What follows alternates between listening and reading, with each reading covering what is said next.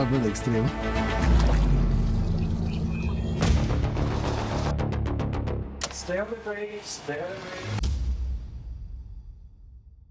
Kaj pravite, v procentih, koliko voznikov ali pa uporabnikov G-klase te 3 tipke pritisne? Ne uporablja, pritisne.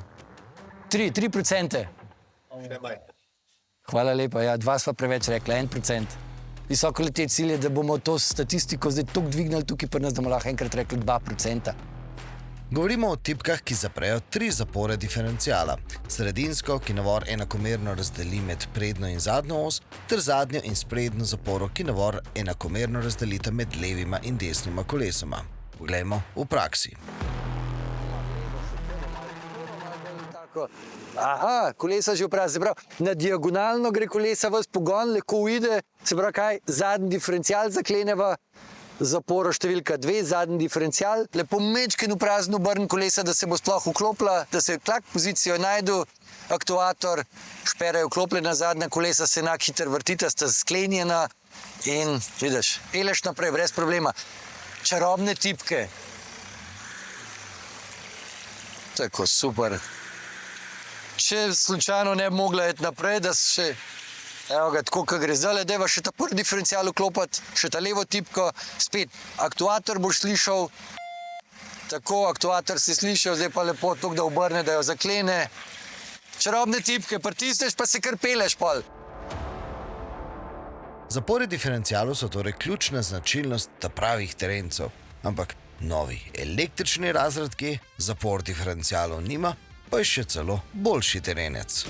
V električnih avtomobilih smo navajeni, da imamo en motor, imamo 2 motorja, imamo tudi 3 motorje. In tukaj imamo 4. Tako, tukaj smo šli korak naprej, imamo celo 4 motorje, vsako kolo je neodvisno gnano. In zaradi tega, ker je vsako kolo neodvisno gnano, dobi točno toliko moči, kot jo rab, ali pa tudi, recimo temu, kar obratov kolesa, kot jih rab. Ker če gledava midva v ovinku notranje kolesa naredijo krajšo pot kot zunanja. Se pravi, če ti lahko zunanje kolo malo več ženeš, mu daš več obratov, se pravi, te bo v bistvu avto dobesedno silo vlekel v ovink noter in s tem dobiš ti tak občutek vodljivosti, okretnosti in tudi nekako hitrosti skozi ovink so zelo prijetne in tudi zelo dinamične vse skupaj. Če zaznamo, da 3 kolesa nimajo čisto nič oprijema, trakcije ali pa karkoli, lahko v bistvu se skoncentriramo samo na eno kolo. S temu se izognemo zaporom diferencialov, ker zapor diferenciale rabimo takrat, ko imamo en izvor moči in moramo na 4 konce ali pa na 4 kolesa razdeliti. Ja. Tukaj pa vsak motor individualno gnan, se pravi, so tako krmiljeni, da ni težave. Če en kolo začne v prazno vrteti, ga elektronka prepozna in ga v bistvu takoj nekako ustavi, gre v rekuperacijo, drugo kolo pa dejansko dobi pol tisto moč oziroma se pač poveča, zmanjša toliko, da gre moč na tisto kolo, kjer imamo optimalni oprijem, da lahko nadaljujemo. Torej, ista zgodba, iste luknje, iste skale, isto blato, pa sta tako klasičen bencinski kot novi električni terenske zahteve enako dobro obvladala, čeprav z različnim tehničnim ozadjem.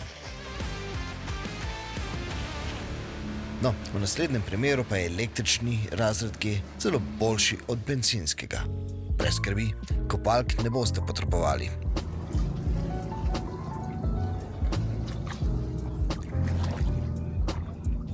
Električni razred G torej zmore broditi po 85 cm globoki vodi, bencinski pa premaga zgolj 70 cm lužo.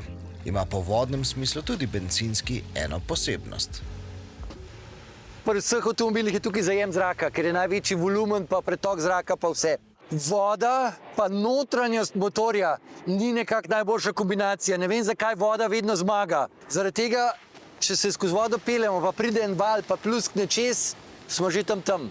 Pri G-klasi imamo tukaj od spodaj noter, približno recimo temu predelu, imamo senzor vode.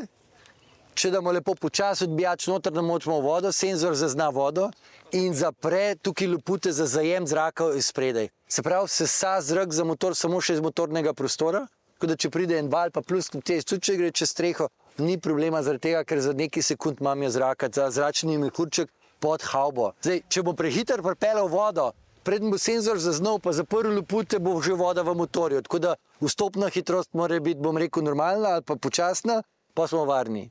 ker sesa zrak samo z motornega prostora, je pa priporočena hitrost do 10 km/h. Tudi opozorilo dobimo. Ni limitirana, ampak je priporočena.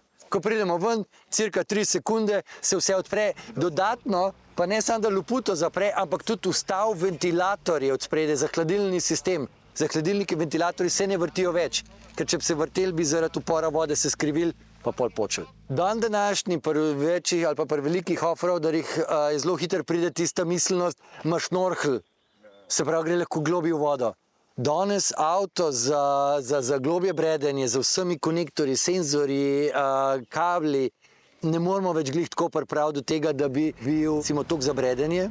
In tisti šnorkli, ki so predvsem za puščavski pesek. Ker puščavski pesek je toliko fin, toliko abraziven, ker kristali so toliko ostri, ker bi bil kašmirgel papir in jih toliko zbrus, da so obročki pa že kar malo, da imamo lufta. Tako da ja, in je predvsem za te zadeve šnorkel. Naslednji podatek ni rekorden. Tudi drugi terenci ga zmorejo, a ga v praksi na raznih demonstracijah praviloma nismo dosegali, ker že nižji podatki v praksi delujejo zelo, zelo strašljivo. No, tokrat smo šli do skrajnih limitov. Sem slišal, da se tega nekaj pritožila, da za že klasa zmore 35 stopinj, a 31 si ti prepelo, tako da zdaj pač bo to mi dva zole tako malo rešila, lepo počas, niham, večkim desno, tako, kar greva.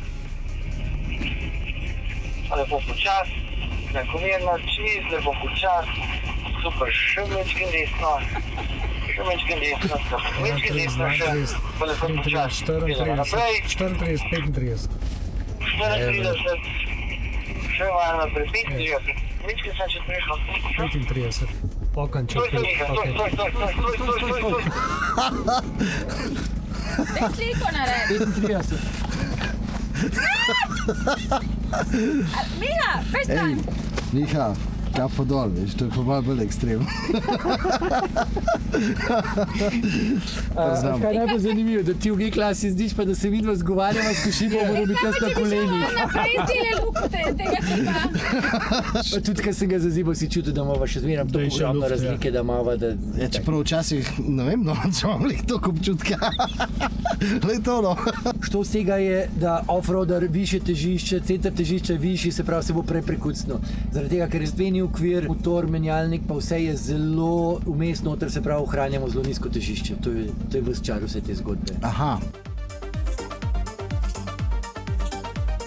To pa je v bistvu next level.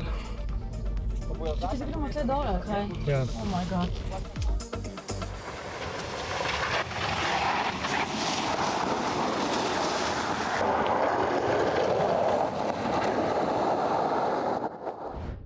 Baterijski paket si pa navad pri električnih avtomobilih po celi širini. Ja.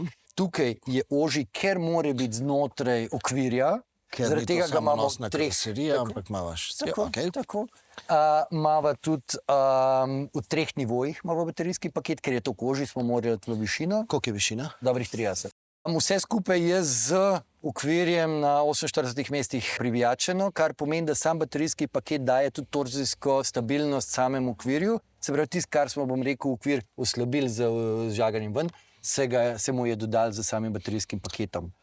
Aha. Zdaj imamo pa pol tista, vedno raba nekje, da neki ženi ali pa da se moč proizvaja ali pa na kolesa. Imamo pa tukaj en motor paket motorjev. Aha, zato to ni en motor, tukaj sta dva Tukaj so v motorja. bistvu dva motorja. Se pravi, dva pa dva. Pa dva, tako. Tukaj je en paket motorjev in imamo tukaj v zgornjem delu je en elektromotor, tukaj je drugi elektromotor. Tukaj se tudi lepo vidi. Se pravi, tako kot po diagonali. Tako, mečke sta po horizontali oziroma vse skupaj sta zamaknjena. Se pravi, to je pa gred, ki gre potem direktno proti kolesom. Levo, desno gre na kolo. Zdaj tudi tako je. Vsi vemo, da imajo off-roaderi ali pa terenska vozila, da imajo tudi tako imenovani reduktor oziroma low range, high range in podobno. Tega tukaj nimamo, ne? Opala imamo. Tukaj imamo tudi high range, imamo in tole je tukaj letale vilca, ki jo vidva. Vse smo klikali. Tako. In je pa, ki se premika, je zobnik, velik zobnik, mali zobnik, je pa v bistvu, kje gre čez in to je low range, high range. Se pravi, tako imenovan reduktor, kjer se prenaša. Nazadnje sem razred G vozil v prejšnji generaciji, to je bil model AMG in vozili smo se po asfaltni cesti v švicarskih Alpah. Po tisti izkušnji pa sem si avto zapomnil kot popolnoma nesmiseln. Namreč od terenske specialke so želeli agilnost v ovinkih. Avto se je tako v praksi nagibal, volan pa je bil preveč posreden za dinamično vožnjo. In s temi mislimi sem tudi začel dan na poligonu v Gradcu, kjer se mi je asfaltni del zdel kot nekakšen tujek. Pa sem hitro spoznal, da je razlika med generacijama enormna. Zdaj razumem, zakaj so fine dame pripravljene uporabljati ta avto tudi za vsakodnevne upravke. V bistvu nič ne trpijo, ker miljenje je direktno, natančno in avto uboga. Rečem lahko, da je celo lahkoten, pa naj se sliši to še tako fizikalno nesmiselno. No, na koncu dneva pa smo dobili še demonstracijo, kako avto testira na šoklu. To se je zdelo že skoraj da kot kakšno izživljanje, kot kakšno mučenje. Bili so skoki, bili so udarci, zdelo se je že skoraj da kot rejli vožnja. Koliko je pa nič 1,5 rečva tistih, ki pa razred G vozijo, tako kot si ti danes naspelo. Avto se res testira, ne vem, se ga ne špara, bova rekla. Pa kaj, nimate radi avto, ali kaj? Ne, radi naredimo kvalitetni avto. A je varno kupiti avto od vas? Avto, ki je bil tukaj rabljen. Avto je narejen za to. In to je tisti čar pri G-klasi, da ja, vse so tudi, bom rekel, drugi avtomobili ali pa v avtomobilskem svetu avtomobili, tudi, bom rekel, niso res off-roaderi, pa bojo zelo, zelo veliko zmogli, bojo prišli daleč, so zelo, zelo zmogljivi. S tem, da moramo biti pa pol toliko fair, da pa rečemo, v redu, kolikrat bomo zdaj to ponovili. Če to ponovimo 100-krat, bojo mogoče vsi brez težav ponovili. Ampak če pa rečemo, zdaj gremo pa v to, ne vem koliko ponavljam, 1000 ponavljam, 10 000 ponavljam, potem pa rab človek nekaj takega imeti, zato da lahko ponavlja in ne škodujemo avtomobilu. Ker drugačni koncepti avtomobila, zakaj so narejeni, ni vsi avtomobili nimajo želje ali pa potrebe, da so razviti za kot težkokategorniki v off-roadu, ampak morajo povsem kar nekaj doseči in dosežejo, so zelo dobri. Ampak ne stremijo k temu, da bi mogli pa to za 2 leti, da to off-road pa morajo biti na koncu kot novi. Lepa hvala za ta čudovit dan.